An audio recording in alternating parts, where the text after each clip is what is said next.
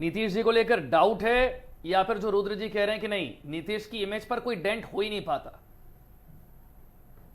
देखिए, रुद्र जी अपने तरीके से विश्लेषण कर रहे थे, उनका अपना सोचना हो सकता है, उनका हम कोई विशेष बात उन्होंने ऐसी नहीं कही जिसपे मैं कोई बात कहूं, लेकिन एक बात उन्हें जरूर याद दिलाना चाहूंगा कि चंद्रबाबू नायडू के साथ क्या हुआ था। वो आज सरकार में है, उनके भाई और वो जेल गए थे कि नहीं, ये एक बार याद कर लीजिएगा। आप तो समझदार हैं, बाकी चीजें नीतीश कुमार के लिए बताने के लिए कोई जरूरत नहीं।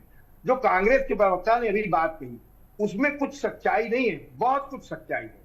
निश्चित रूप से भारतीय जनता पार्टी ने बहुत सारे ऐसे प्रत्याशी भी खड़े किए हैं जो नीतीश कुमार की पार्टी को डिस्टर्ब कर रहे हैं और तोड़ भी रहे हैं। और यही कारण है कि जो मैंने पहले बताया था कि नीतीश कुमार के बहुत सारे वोटर भारतीय जनता पार्टी को वोट नहीं किए हैं। इसका रिजल्ट आप 14 तारीख को ना हम कहीं ना आप कहीं जाएंगे, देख लेंगे।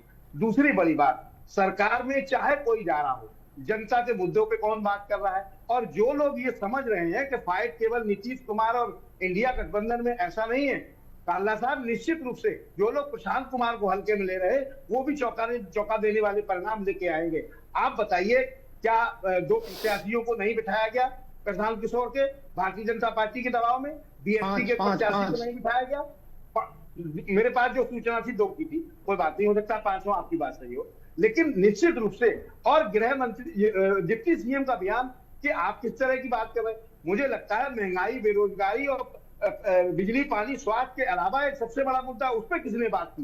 तो युवा अगर आज वोट देने बहुत तादाद में निकला है, बड़ी तादाद में, तो वो केवल रोजगार और पलायन को लेकर निकला है। निश्चित रूप से उस पर ही वोट हुआ है। और महिलाएं भी, मैंने तमाम जगह पता करके देखा और तमाम लोगों से बात हुई, जो इंडिविजुअल लोग थे, जो किसी राजनीतिक दल से जुड़े हुए नहीं थे, उनका स्पष्ट कहना है कि महिलाएं पैसे 10,000 के लिए नहीं जा रही है।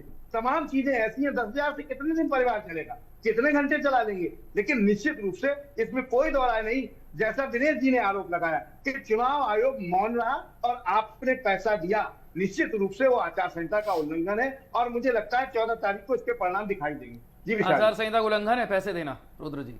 देखिए विशाल, जो उल्लंघन होता है तो उस पर कार्रवाई हो जाती है, उसमें क्या कहने की बात है। दूसरी जो बात हो रही है कि चलिए मैं बात कह रहा हूँ कि जो अखिलेश जो कह दीजिए कोई बात नहीं। आचार संहिता लागू होने के बाद देना उल्लंघन नहीं है क्या भाई? क्या विश्लेषक बात कर रहे हैं? आचार संहिता लागू होने के बाद पैसा दे रहे हैं, एक देखिए, ध्यान दीजिए, 6 तारीख के बाद दिया गया है। दूसरी बड़ी बात, आप ये भी कह देंगे अभी चुनाव आयोग और भारतीय जनता पार्टी की मिली जुली साठगांठ नहीं है। क्या आपको नहीं पता चंडीगढ़ के चुनाव में क्या हुआ था, किसके पक्ष में वोट दिए गए? सुप्रीम कोर्ट का धन्यवाद है कि उन्होंने न्याय दिलाया।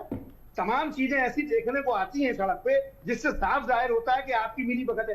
तो ऐसी बात ना कहें जिससे आदमी सिर्फ बातें हैं। अगर जन स्वराज की बात इस